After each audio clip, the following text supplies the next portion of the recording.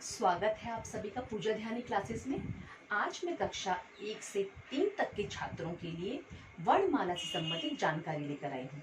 आशा करती हूँ कि बच्चों को स्वर और व्यंजन समझ में आ जाएंगे। तो चलिए शुरू करते हैं।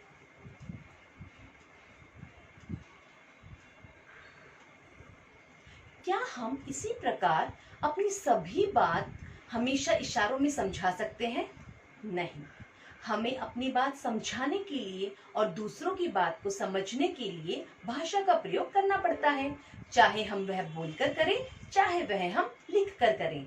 तो जैसा मैंने अभी अभी इशारों में आपको क्या कहा, घर चल, मत कर, तो यहाँ पर मैंने जिन भी ध्वनियों का प्रयोग किया है, ध्वनि मतलब आवाज, ध्वनि का प्रयोग किया है वह कौन कौन सी है?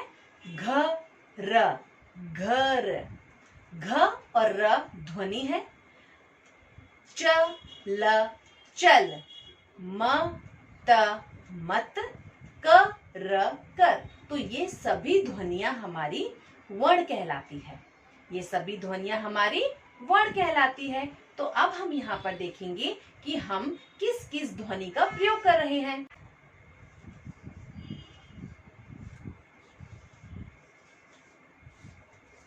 मैंने लिखा घर चल, घर चल, तो यहाँ पर मैंने कितनी ध्वनियों का प्रयोग किया है? घ, र, च और ल। 1, 2, 3, 4, यहाँ पर मैंने 4 ध्वनियों का प्रयोग किया है। तो यही ध्वनियां हमारी वर्ण कहलाती है।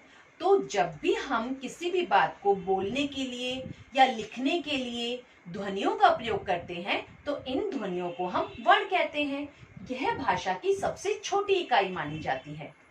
यह वर्ण जो होते हैं वह आपने अपनी पिछली कक्षा में भी जरूर पढ़े होंगे, जैसे अ, आ, इ, ई, उ, ऊ, री, ए, ओ, औ, अंग और आह। ये सभी ध्वनियां आपने अपनी पिछली कक्षा में पढ़ी हैं। तो यहाँ पर आज हम जानेंगे कि वर्णमाला में स्वर कौन से होते हैं और व्यंजन कौन से होते हैं। तो इसे मैं आपको एक कहानी के माध्यम से बताऊंगी। एक बार वर्णमाला का बर्थडे था, तो वर्णमाला ने सभी वर्णों को अपनी बर्थडे पार्टी में इनवाइट किया। वर्णमाला ने सभी वर्णों से कहा कि मुझे सभी वर्ण गाना गाकर सुनाएंगे। तो सभी की बारी आई, एक एक करके सभी ने गाना गाया, जैसे अ अ अ अ अ अ आ आ आ आ आ आ इ इ इ इ इ इ ई ई ई ई ई ई उ उ उ उ उ उ ऊ ऊ ऊ ऊ ऊ ऊ रि रि रि रि रि रि ए ए ए ए ए ए आई आई आई आई आई आई ओ ओ ओ ओ ओ ओ औ औ औ औ औ औ। अब इन सभी वर्णों ने तो गाना गा दिया, लेकिन जब बारी आई अंग और आह की तो इन्होंने कहा वर्णमाला हमें तो गाना गाना नहीं आता। तो वर्णमाला ने कहा कोई बात नहीं। पहले तो वर्णमाला ने जो इनके गाने सुने उनसे वह बड़ी खुश हुई। उन्होंने कहा अरे वाह, आप लोग तो बड़े ही सुरीले हैं, इसीलिए मैं आपको आज से स्वर का नाम देती हूँ। तो वर्णमाला ने इन सभी वर्णों को स्वर का नाम दिया।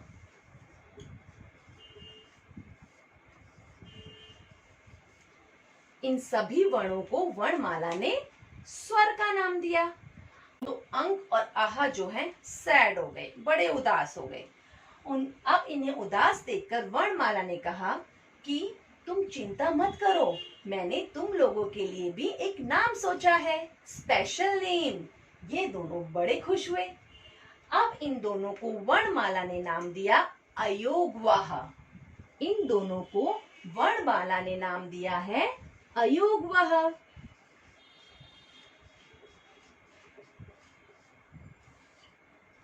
अब बारी आई इन वर्णों की।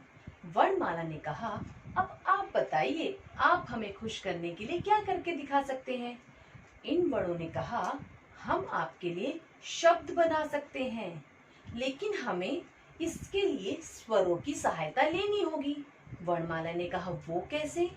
तो इन्होंने कहा, क, म,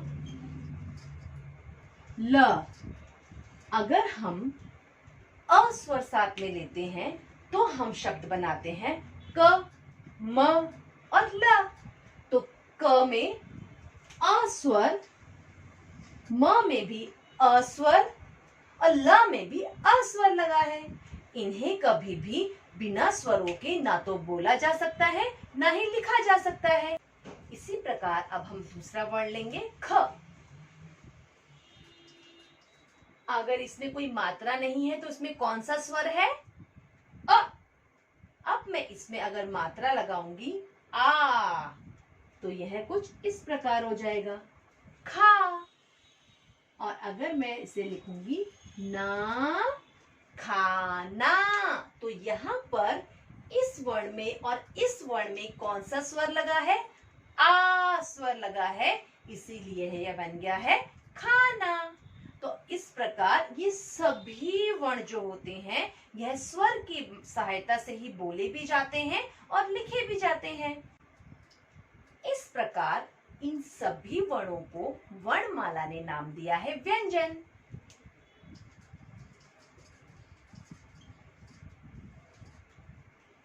आपने जाना कि स्वर कौन कौन से होते हैं, अयोगवाह कौन कौन से होते हैं और व्यंजन कौन कौन से होते हैं। तो अयोगवाह दो होते हैं, अंग और आहा। स्वर कितने होते हैं? 11। और व्यंजन जो है हमारे, वैसे तो हमारे व्यंजन जो है वह इसमें 36 है, 36। लेकिन यहाँ पर कुछ व्यंजनों को अलग अलग भागों में विभाजित किया गया है। इसकी डिटेल मैं अपनी पिछली वीडियो में भी दे चुकी हूँ, आप जाकर वहां से ये वीडियो देख सकते हैं, जिसमें मैंने व्यंजन को कितने भागों में विभाजित किया है उसके बारे में डिटेल से बताया है। आशा करती हूँ आपको आज की यह वीडियो जरूर समझ में आई होगी और अब आप स्वर, अयोगवाह और व्यंजन को पहचानने में कोई गलती नहीं करेंगे। धन्यवाद।